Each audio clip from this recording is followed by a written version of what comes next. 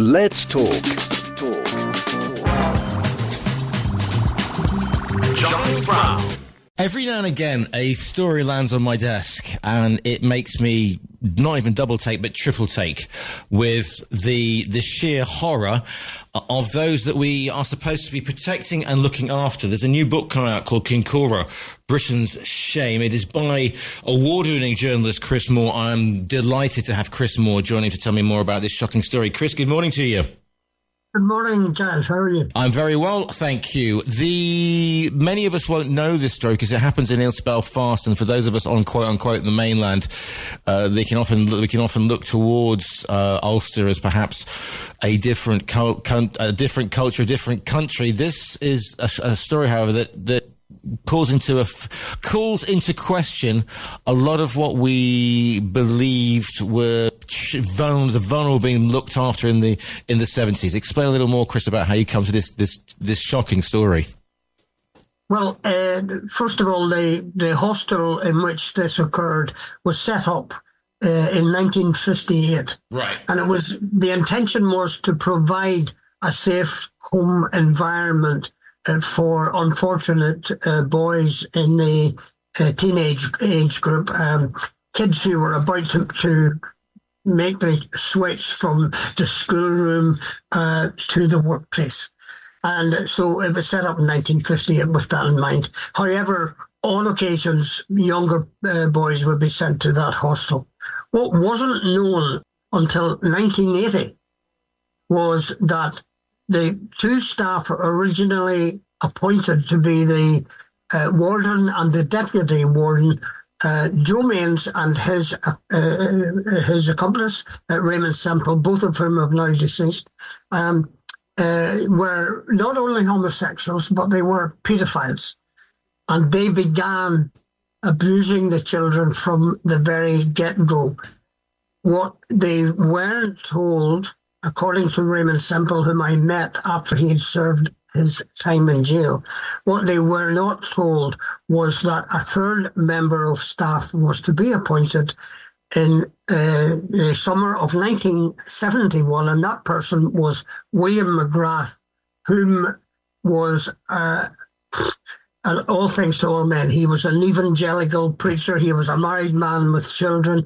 He was a homosexual. He was also a paedophile. He was in the Orange Order, and he was very closely associated with leading unionist politicians. So at that time, he became an agent for MI5. So that's an awful lot to take in, Chris, as an opening statement, to put it mildly. For those of us who aren't familiar with this case, how many rooms is Kincora? How many at one time? How many vulnerable boys can it look after, as it were? Well, there were provisions for 12 boys to be in the hostel at any one time. Right. Okay. Both bedrooms and meals and care. And they would be. This is not a permanent. This is the bridge, if you like, the area of safe between them leaving school and going into full-time employment. Yeah. Yes, it was but prior to, the reason they were in Kincora in the first place was that they came from disadvantaged families, broken homes, or the loss of parents in tragic accidents. So they were there in the care of the state. And for those of us who don't know the geography of Belfast, this is in East Belfast. You mentioned that one of the third person who you named is ostensibly an upstanding citizen and an Orangeman, and obviously the politics of Ireland, both sides are difficult for some of us to comprehend. So are these vulnerable young adults, these boys, are they Catholic? Are they Protestant? Are they from both sides of the divide? Because again, it's the 1970s, and 60s and 70s. It's a very different time, isn't it, Chris?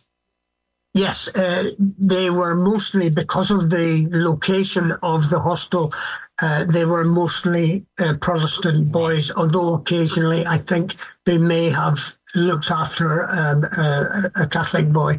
The reason that it was for those teenagers, it was to give them a helping hand. It was a big step to go from school to the workplace, and it was intended to give them a hand. In effect, however, they went through some of the most horrific experiences. And it's not just at the home, is it? Because what you found is that not only were these boys sexually abused in Kincora, but they were, and this is a really horrible thing, they were farmed out. They were then taken from this and put into and we are used to these rings now because of what's been happening recently in the States, but a countrywide paedophile ring that was suppressed from the very top, not just over, not just in Northern Ireland, Ulster, but also on the mainland. Explain more, Chris. Well, the people who organised the paedophile ring were the warden of the home, Joe Ments, and then latterly this third person who came to work there, William McGrath. He came, and it's believed because he worked and told his followers in a group called Tara that imported guns into Northern Ireland to protect the Protestant community from what he called the doomsday scenario where Republicans would take over the state. And so he was working in Kincora.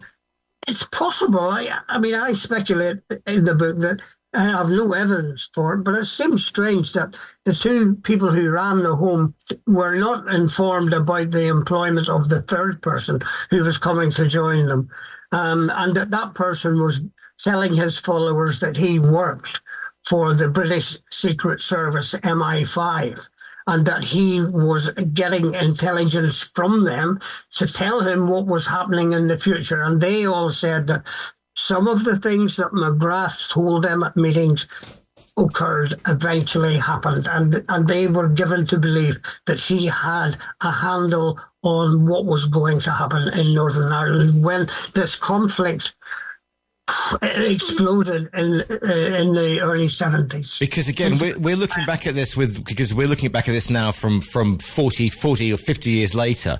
But if you go back to the 70s, and it's, the IRA has launched it's taken its campaign to the mainland in a huge way. We've had the Birmingham bombings and the Guildford bombings. We've had the Balcombe Street gang. There is massive paranoia with the security services. There's a Labour government in power as well. It's all, there's talk of a very British coup. And so the Protestants in Northern Ireland want to defend because they feel themselves under pressure.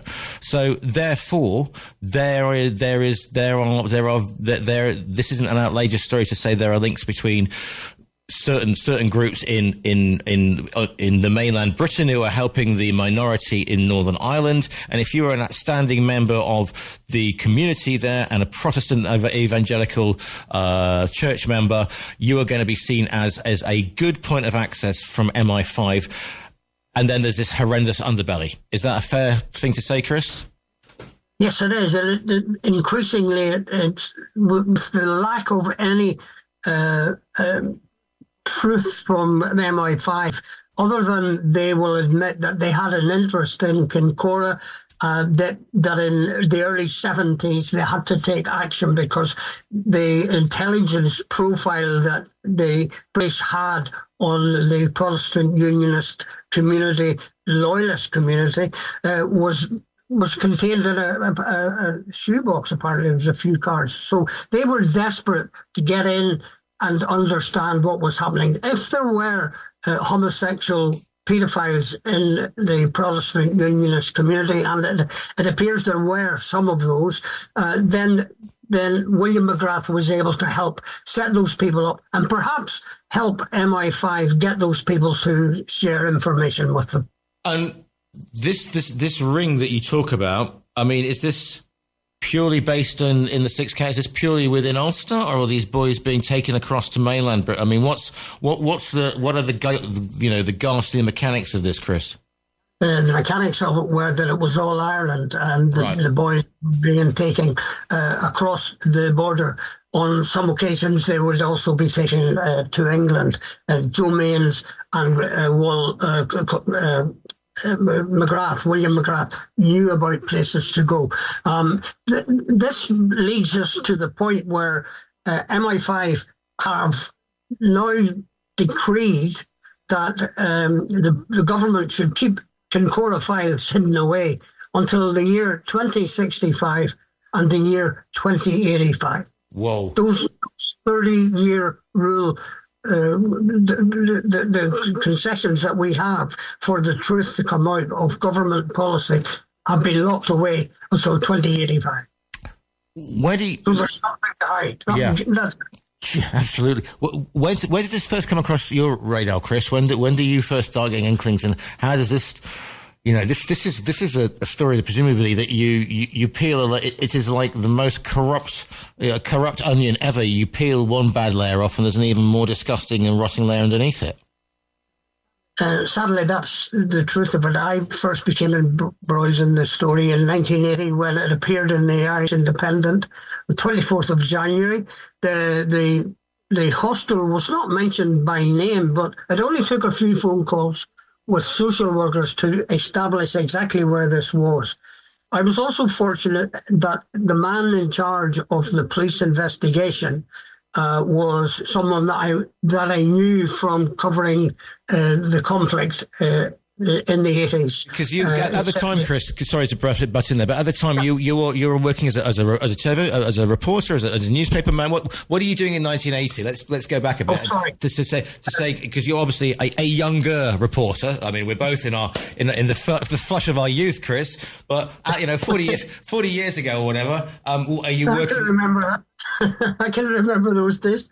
Yes, I just joined the BBC in 1979, August 1979, and I actually joined the BBC on the 27th of August. It was a bank holiday Monday. They told me on the Friday, they phoned me and said, don't come in because nothing happens on a bank holiday, so go and enjoy yourself with your family. That was the day that Lord Mountbatten was murdered by the IRA. And it was also the day that 18 soldiers died in IRA explosions in Warren Point. So yes. That was my first day in the BBC. I started following the story, and they allowed me time away from the rota to work on this. And that was the beginning of it. And my commitment ever since has been to out all those who have any involvement whatsoever in stealing from young boys and children, something that can never, ever be replaced. The boys themselves, I mean, do any of those get the opportunity? Do you get the opportunity to speak to them? Do any of them break cover? And if so, and if this goes to the very top, and you mentioned Mountbatten, if this goes to the very top, then there are some senior figures in Whitehall, in Irish politics, both sides of the border, who want this story suppressed. If it's suppressed until 2040 or 2085 or whatever, this is information that will irreparably damage reputations and so how do you scratch away that? Do any of the boys actually have do you find their voices, their testimonies, Chris? Yes, I had access to the boys. I found some by my own methods and through my own contacts. And then towards the end of the 1981, when there were 6 people convicted in court, 3 of the staff from the Kincora hostel included in that. When they were convicted, I got access to police files. And the strange thing is that the court case should have ended this story, but it didn't end there because by that stage, George Caskey, who was the detective running the investigation, had taken me aside and told me, keep digging, Chris, because you're causing deep upset, but not in Belfast, in London. And he said, MI5, he told me, have been obstructing my investigation from the start. I'm deeply ashamed to say that they are breaking the law by refusing to let me speak to someone in MI5 who knew about what was going on in the Kincora hostel.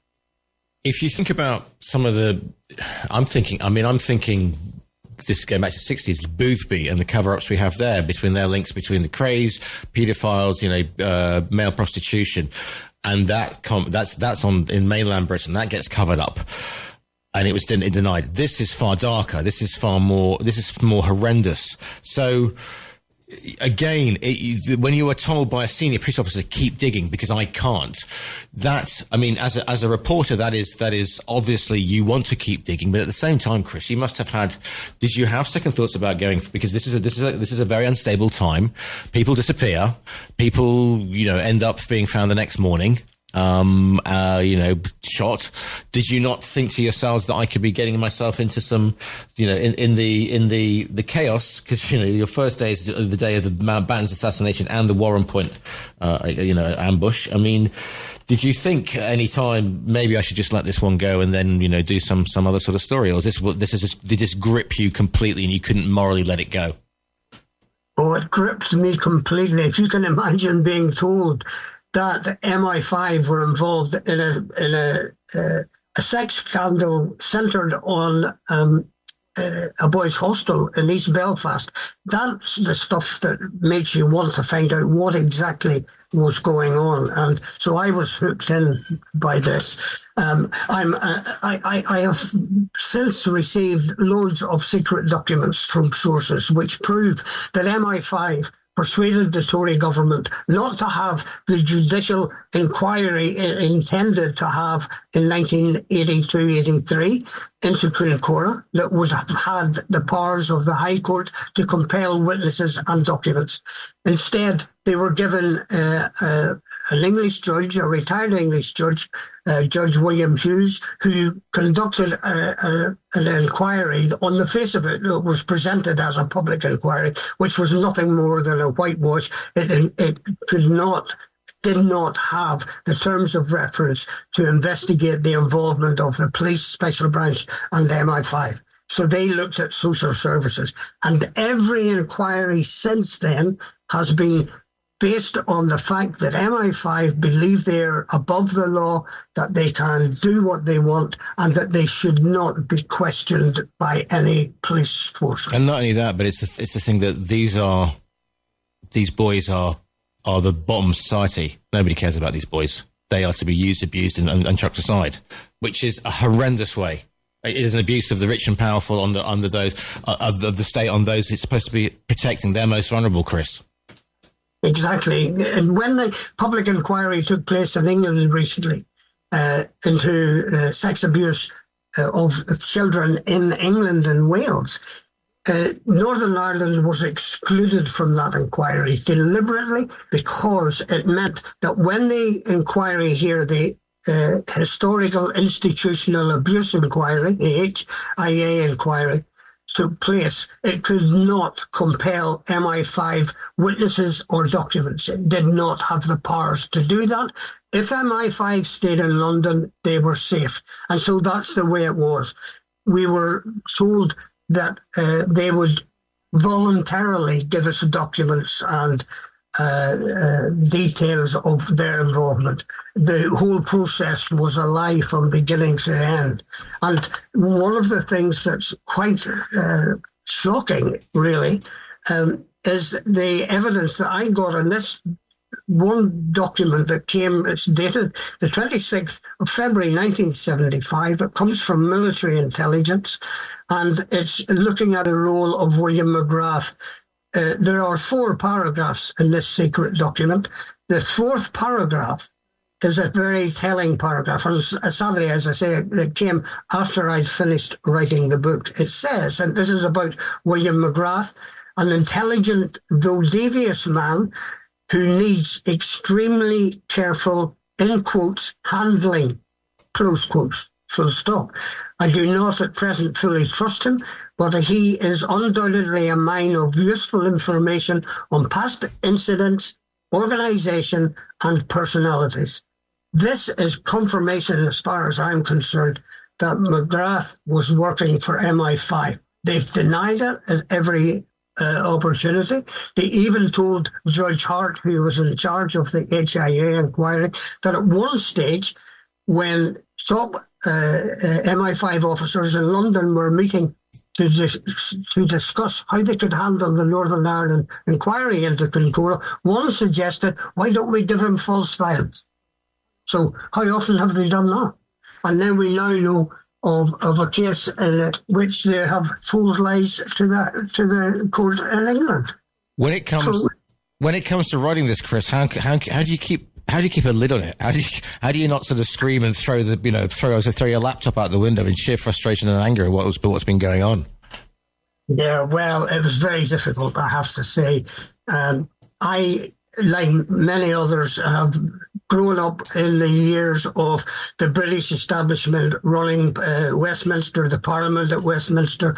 We are told that it is one of the leading democracies in the world, and yet we find that in order to silence whistleblowers involved in the Kincora story, for example, they actually doctored a civil service appeal board hearing into someone who had been sacked, and they told lies about him. He was working secretly with the intelligence services and MI5, and for 15 years the British Parliament was told lies by Maggie Thatcher and her officers. The book is called Kincora, Britain's Shame. It is by Chris Moore speaking today. Chris, I could talk to you about this probably until Friday, but we are going to run out of time, unfortunately. If people want to follow you online and find out more about this story, which I trust they can, readers, you can order it online from our own bookstore, so go online to order it. Where can people find you online, Chris?